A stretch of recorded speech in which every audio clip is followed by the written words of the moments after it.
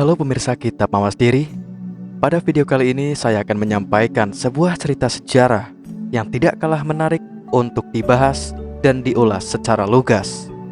Dan cerita yang saya akan bawakan kali ini berjudul Doa untuk Semesta.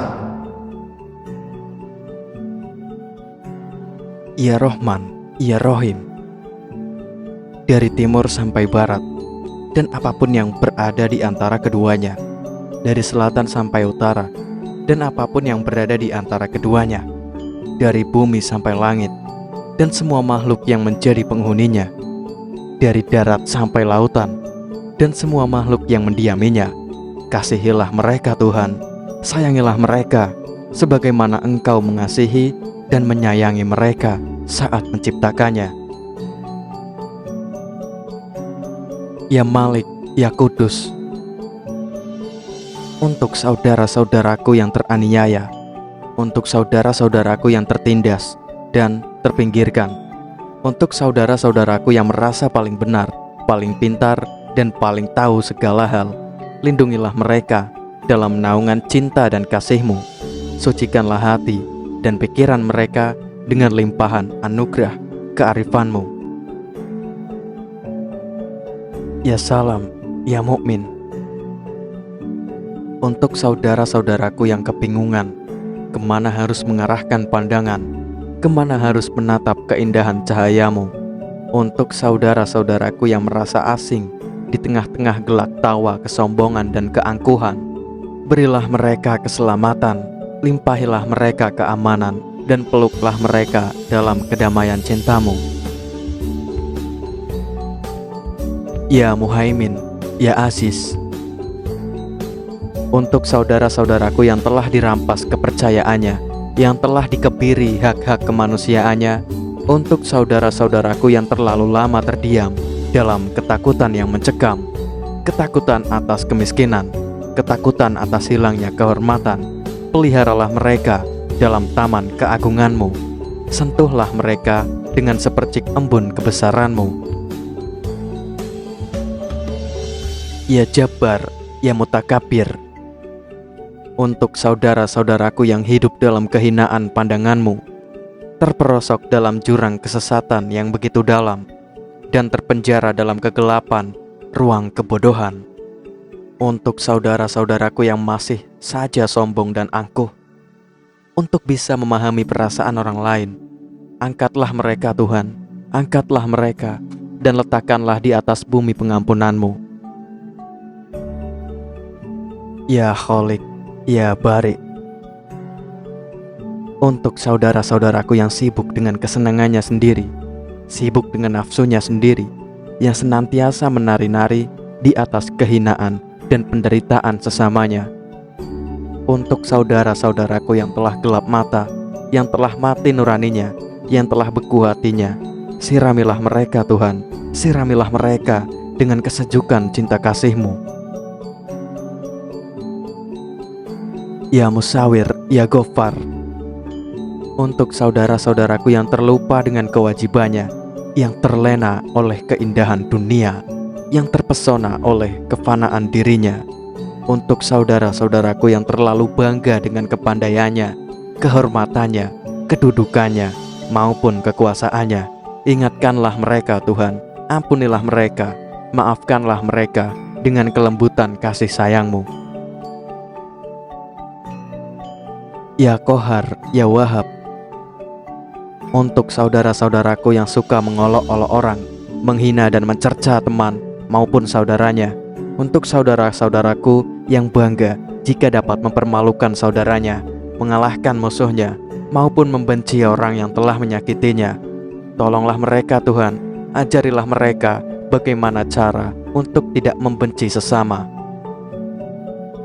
Rasanya mau sekali bertanya, semesta, kamu lagi kenapa? Banyak tragedi akhir-akhir ini, banyak yang tidak diduga tiba-tiba melanda, banyak yang tidak disangka terjadi begitu saja. Ada yang bilang, itu sebab semesta sudah lelah menghadapi kita yang sering kebanyakan tingkah, tapi agaknya semesta mungkin mau memberi kita pelajaran. Kita sering mengeluh sebab lelah mencari nafkah. Padahal setiap lelah adalah berkah. Kita sering tidak sabaran menghadapi macetnya jalanan. Padahal tidak semua kemacetan harus dikutuk sedemikian rupa. Kita sering menyumpah segala-gala yang tidak sesuai maksud rasa. Padahal tidak semua hal harus sama. Padahal tidak semua rasa benar adanya. Kita sering mendatangi rumah ibadah, mendadak merasa jadi paling suci karenanya. Padahal coba bertanya, benarkah Tuhan alasannya? Jangan-jangan semua yang kita lakukan cuma ritual semata, atau malah cuma karena mau pamer pada dunia. Kita sering merasa benar cuma karena sedikit lebih pintar, merasa besar cuma karena sedikit lebih sabar. Mereka berkuasa cuma karena sedikit lebih kaya. Mereka hebat cuma karena sedikit lebih kuat. Semesta mungkin cuma mau mengingatkan, di hadapannya kita bukan apa-apa. Iya, terlalu banyak kesalahan. Tapi semoga semesta berkenan memaafkan. Semoga semesta lekas kembali tumbuh. Semoga segala yang telah lewat akan membuat kita lebih kuat. Sebab masih banyak tanggung jawab yang belum sempat digarap. Masih banyak rindu yang belum sempat menjadi temu. Masih banyak harapan yang belum sempat menjadi kenyataan. Dan masih banyak hati yang baru sempat mulai bermimpi. Salam harap untuk semesta. Salam hormat untuk semua yang telah dan sedang berjuang.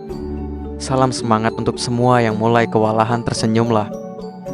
Ada Dia yang menjaga kita dari tempatnya dan selalu percaya.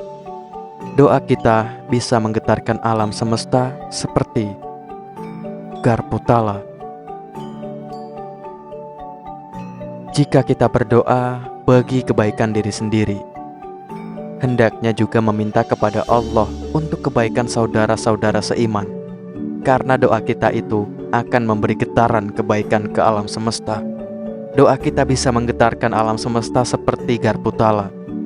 Dulu saat di SMP, ada sebuah percobaan menarik menggunakan Garputala. 2 buah Garputala diumpamakan A dan B dihadapkan. Seorang siswa diminta memukul Garputala A, sementara siswa lainnya mengamati apa yang terjadi dengan Garputala B. Saat itu kita sangat takjub. Bagaimana tidak? 2 Garputala terpisah beberapa sentimeter, bisa saling menggetarkan. Garputala A yang dipukul akan bergetar, sekaligus menggetarkan Garputala B.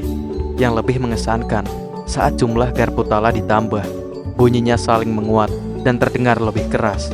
Seluruh siswa, termasuk kita, bertanya-tanya, mengapa hal ini bisa terjadi? Guru sains menjelaskan bahwa Garputala A dan B itu bisa saling menggetarkan karena keduanya mengalami resonansi atau energi yang saling mengikat hingga memiliki frekuensi yang sama. Semakin banyak Garputala atau frekuensi sama ditambahkan, maka makin keras bunyi yang dihasilkan.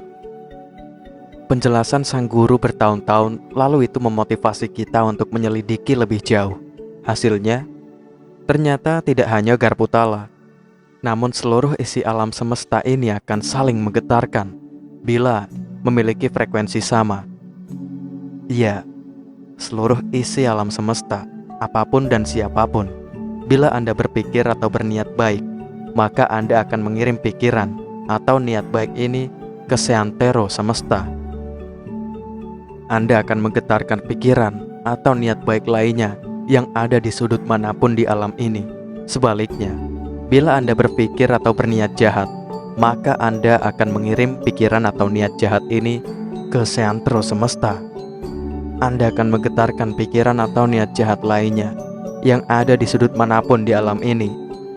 Itulah mengapa saat Anda berpikir atau berniat baik, Anda akan dijumpai atau didekati oleh orang-orang yang berpikiran sama dan didekati atau didoakan oleh para malaikat. Doa kita bisa menggetarkan alam semesta seperti Garputala tadi. Sebaliknya, saat Anda berpikir atau berniat jahat, Anda akan dijumpai atau didekati oleh orang-orang yang berpikiran sama, juga didekati oleh setan, jin, iblis, dan antek-anteknya. Begitulah hukum saling getar, hukum resonansi bekerja. Demikian pula dalam doa. berdoalah yang baik-baik, agar Anda menggetarkan yang baik juga. Doa itu bisa menggetarkan alam semesta seperti percobaan Garputala tadi. Namun ada beberapa hal yang perlu diperhatikan mengenai doa ini. Anda boleh berdoa seperti ini. Ya Allah, berilah saya ini, berilah saya itu, dan sebagainya. Tetapi jangan terlalu. Maksudnya, Anda jangan terlalu berdoa hanya untuk diri Anda sendiri. Mengapa?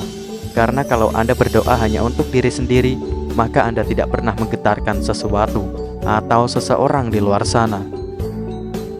Ubah doa Anda. Berdoalah untuk kaum muslimin dan muslimat, mukminin dan mukminat, kedua orang tua Anda, istri atau suami, anak-anak, kakak, adik, keponakan, ipar, mertua, mantu, kerabat, sahabat-sahabat dan teman Anda. Sebutlah guru-guru Anda, murid-muridmu, dan kepada siapapun yang dikenal maupun tidak dalam doa Anda. Anda tahu apa terjadi? Semua bergetar dan saling menguatkan. Dan berita baiknya, bila Anda berdoa bukan untuk diri Anda sendiri, tapi juga berdoa untuk orang lain, maka Anda didoakan kembali oleh malaikat. Doa kita bisa menggetarkan alam semesta seperti Garputala tadi, karena malaikat pun meneruskan doa kita. Makhluk di sekitar kita juga akan meneruskan doa itu. Simak hadis ini. Doa seorang muslim untuk saudaranya di luar sepengetahuan yang didoakan, doanya mustajab. Di atas kepala orang berdoa itu ada malaikat yang ditugaskan agar setiap kali dia berdoa untuk saudara-saudaranya langsung disambut amin walaka bimithlih. Semoga dikabulkan, dan untukmu sendiri juga seperti itu. Hadis riwayat Muslim. Untuk itu, berdoa juga untuk siapapun tanpa sepengetahuan orang itu. Begitu Anda ubah doa Anda kepada orang lain, maka doa itu pun untuk Anda juga. Maka coba Anda bayangkan, seandainya kita semua saling mendoakan yang baik dan terbaik buat siapapun, doa kita bisa menggetarkan alam semesta. Seperti Garputala tadi, bukanlah negeri dan alam semesta ini akan dipenuhi dan diliputi gelombang frekuensi yang baik. Bukankah frekuensi baik ini akan menarik dan menggetarkan frekuensi cinta dan kasih sayang dari Allah Subhanahu wa Ta'ala? Saya pribadi selalu mencoba untuk berpikir positif atas segala hal yang saya alami. Apakah suatu kejadian itu baik atau tidak? Demikian juga apa yang saya lihat akan selalu menjadi pelajaran yang baik untuk saya dalam menjalankan kehidupan ini. Tetap berdoa adalah hal terbaik untuk mengatasi segala masalah kehidupan ini. Doa itu bukan hanya lisan, tapi juga perbuatan positif yang bermanfaat bagi orang lain untuk kebaikan kita semua di alam semesta ini tentunya. Semoga Tuhan selalu mendengarkan setiap niat baik kita untuk menjaga alam semesta ini agar tetap baik sebagai tempat kita menunaikan amanahnya. Tuhan tidak pernah tidur, tidak pernah mengantuk dalam mengurus ciptaannya. Besar harapan kita selaku makhluknya juga berhadap agar Dia selalu melimpahkan kepada kita rahmat serta kurnia-Nya, agar kita senantiasa diberikan kecerdasan dan kepintaran dalam menjalankan tugas yang mulia di alam semesta ini. Ada sepenggal asa akan hadirmu, menyapa, lenyapkan rindu yang menderu, membisikkan janji-janji manis, mengusik ketenangan semesta. Akankah permohonanku untuk mengejar rindu berselimut pilu akan terjawab pada nyanyian burung hantu? Melangkahlah jika perlu, semestaku berikan aku waktu. Aku menjawab hatimu bahwa kasih sejatiku hanya pada namamu. Mewujudkan doa ke semesta. Kita tahu bahwa alam semesta ini terdiri dari energi. Itu adalah satu bola besar energi tanpa akhir.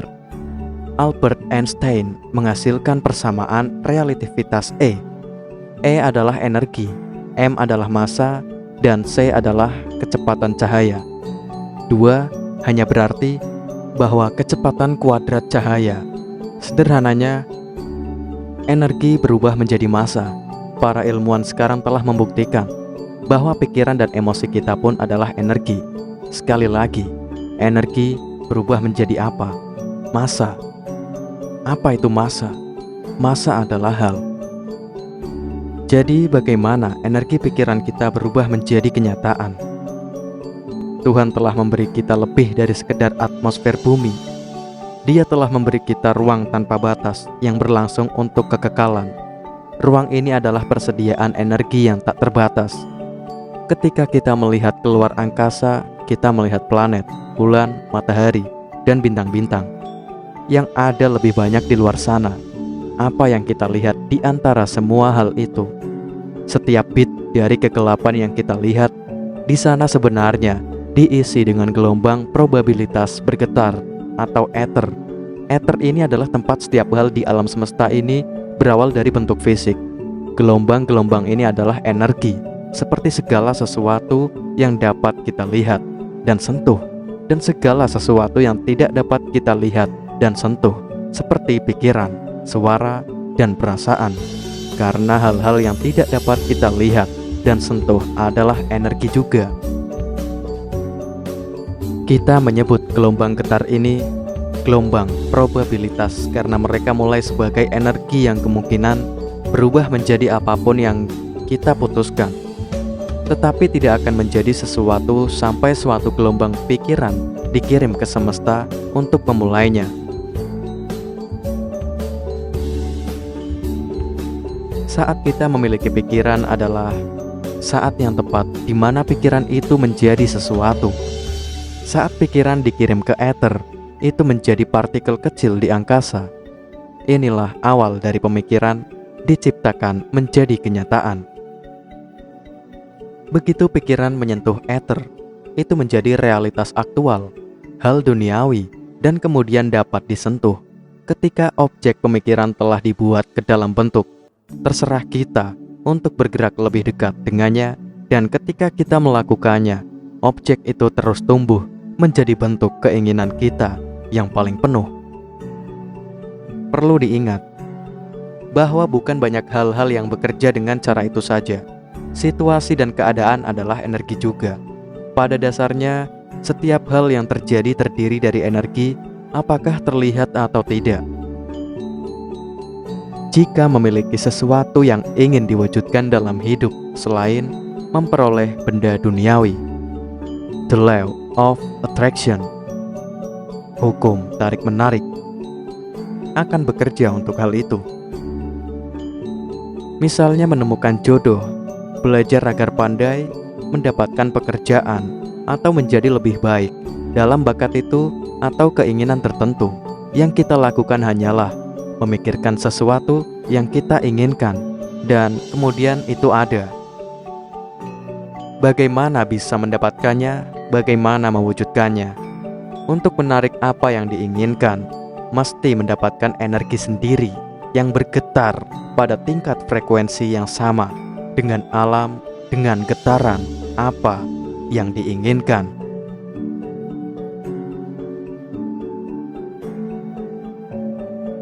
Seperti halnya pikiran kita menciptakan partikel kecil dari objek kasih sayang kita di tempat pertama.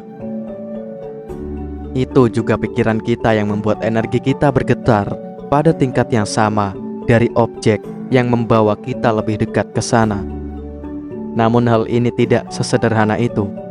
Agar pikiran benar-benar dikirim ke alam semesta, pikiran itu harus datang dari pikiran bawah sadar terdahulu. Kita semua memiliki pikiran sadar dan bawah sadar. Pikiran sadar adalah apa yang kita gunakan untuk melakukan hal-hal sehari-hari secara sadar dilakukan.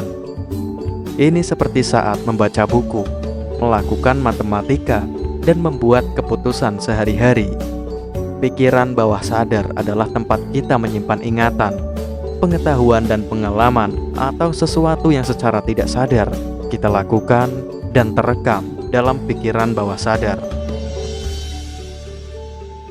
Pikiran bawah sadar pada dasarnya secara umum sesuatu yang dapat dirasakan di dalam hati. Kita harus mendapatkan pikiran bawah sadar kita untuk bekerja dengan pikiran sadar guna mengirimkan gelombang frekuensi yang kita inginkan ke alam semesta. Kita semua berdoa, apakah kita menyadarinya atau tidak? Apakah pikiran itu adalah sesuatu yang diinginkan atau sesuatu yang tidak diinginkan? Pikiran juga adalah doa yang dikirim ke alam semesta secara terus-menerus. Pikiran tidak pernah berhenti, bahkan di malam hari, ketika kita sedang bermimpi, bahkan ketika merasa seperti berada dalam kebingungan, kita masih berpikir. Pikiran kita harus berjalan, hilang dan muncul, datang dan pergi. Ada beberapa perincian yang sangat penting pada bagian hukum tarik-menarik yang harus dipahami sepenuhnya. Pertama-tama, alam semesta tidak membedakan perbedaan dualitas dari pikiran yang baik atau pikiran buruk. Itu tidak membedakan apakah pikiran kita adalah sesuatu yang diinginkan atau sesuatu yang tidak diinginkan. Contohnya, jika dalam bawah sadar kita ada sesuatu yang mendesak yang harus dipenuhi terlebih dahulu, seperti keberuntungan, kesehatan, keselamatan, dan lain-lain. Dalam pikiran kasar atau sadar, kita hendak meminta suatu rejeki. Meskipun kita berteriak-teriak untuk mengutarakan itu, namun jauh dalam bawah sadar kita ada sesuatu yang lainnya. Alam akan lebih merespon untuk memberikan, misalkan, kesehatan dan keselamatan terlebih dahulu. Dalam hal ini sang jiwa sebagai penentu keputusan, yang mana perlu dan yang mana tidak untuk selanjutnya pikiran memancarkan ke alam. Dia mengetahui bahwa lagi beberapa hari ke depan kita mestinya akan sakit, atau bahkan sesaat lagi semestinya kena musibah, kecelakaan, kesehatan, atau keselamatan. Di saat itu adalah permintaan yang paling mendasar dan halus, ada dalam pikiran bawah sadar.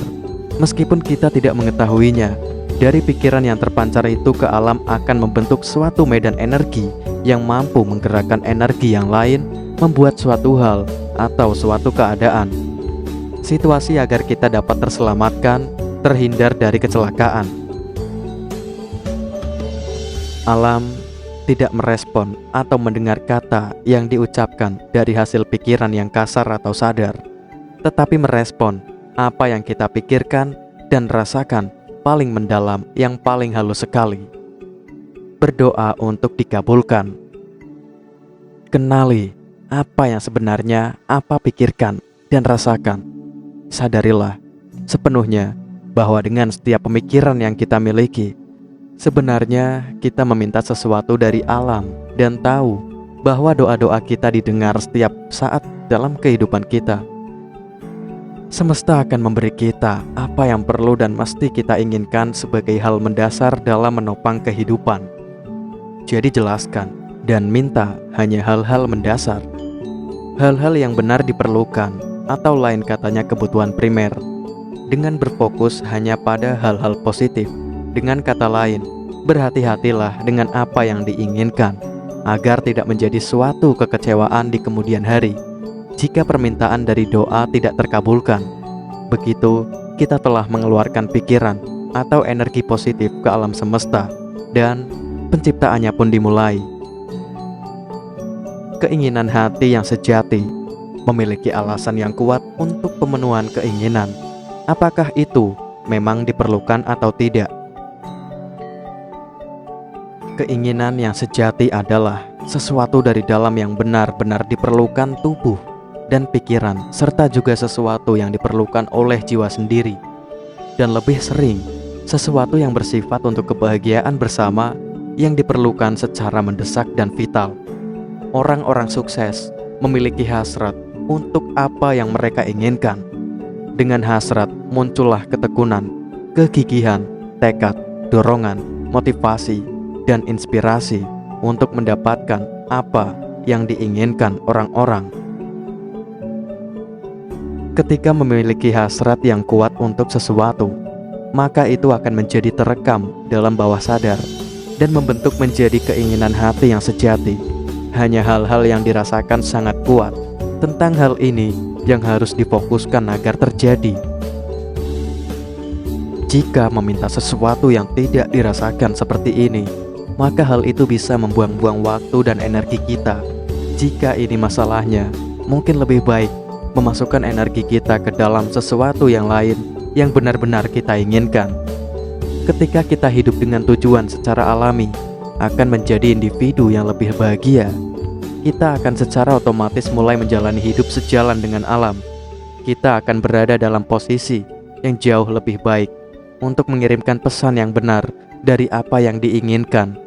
Getaran frekuensi dari kita ke alam akan lebih selaras, menjadikannya lebih cepat terhubung.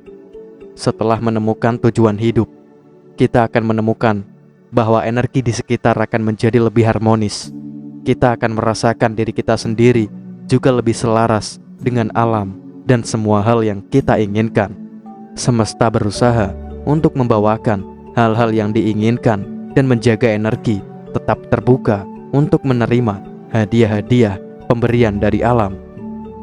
Tujuan hidup tidak harus sulit. Terlalu banyak orang yang stres mencari sesuatu yang terdengar menginspirasi. Sebagian besar memiliki harapan yang tidak realistis tentang apa yang dipikirkan seharusnya menjadi tujuan hidup. Langit dan alam semesta merupakan ciptaan Allah. Sebagai manusia, patutnya kita mempelajari dan memahami tentang langit dan alam semesta yang diciptakan Allah di dalam Al-Quran. Cara mempelajarinya adalah dengan membaca Al-Quran itu sendiri, serta membaca buku-buku yang berkaitan dengan hal tersebut.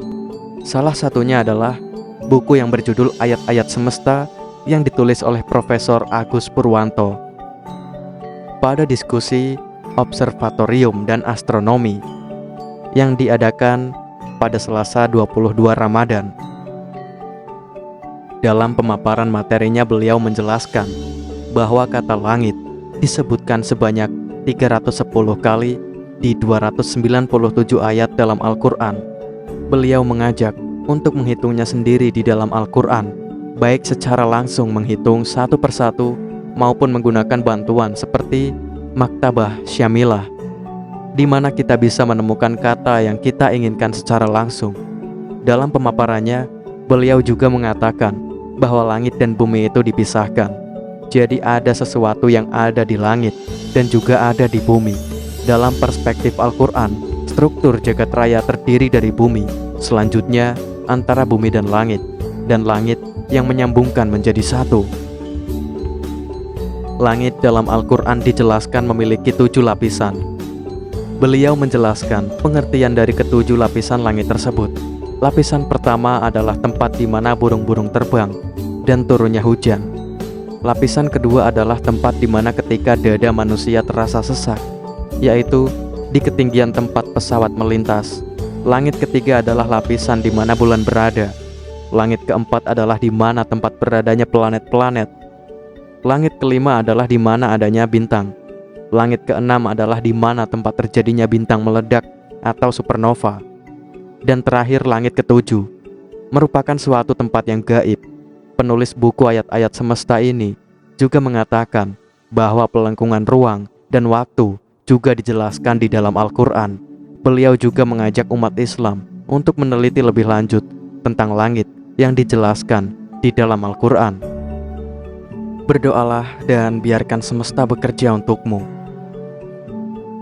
Doa merupakan bahasa manusia kepada Allah. Jika saat ini handphone menjadi alat hubung antara dua orang manusia, maka alat hubung atau handphonenya manusia dengan Allah adalah doa. Doa berisi tentang permintaan, harapan, juga permohonan bantuan. Allah tidak menciptakan manusia kecuali untuk beribadah. Ibadah bisa bermakna luas. Bekerja bisa disebut ibadah bila diniatkan karena Allah. Menyapu halaman, memberi makan kucing, bahkan berolahraga bisa juga disebut ibadah. Nabi SAW bersabda, "Ad-doa mukhul ibadah." Doa itu adalah inti ibadah. Maka seperti apapun bentuk ibadah kita, sholatkah, belajarkah, bekerjakah, inti dari semua itu adalah doa. Kita bekerja, intinya kita sedang berdoa, memohon rezeki kepada Allah. Begitupun belajar, intinya kita berdoa, meminta karunia ilmu dari Allah. Pernahkah kita berdoa ingin menjadi orang kaya? Sudah terwujudkah saat itu? Mungkin sebagian dari kita merasa tidak perlu berdoa.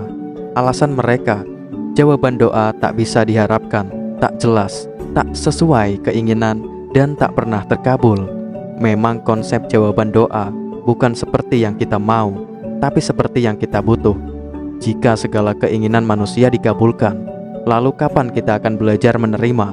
Kapan kita akan belajar ikhlas dan sabar?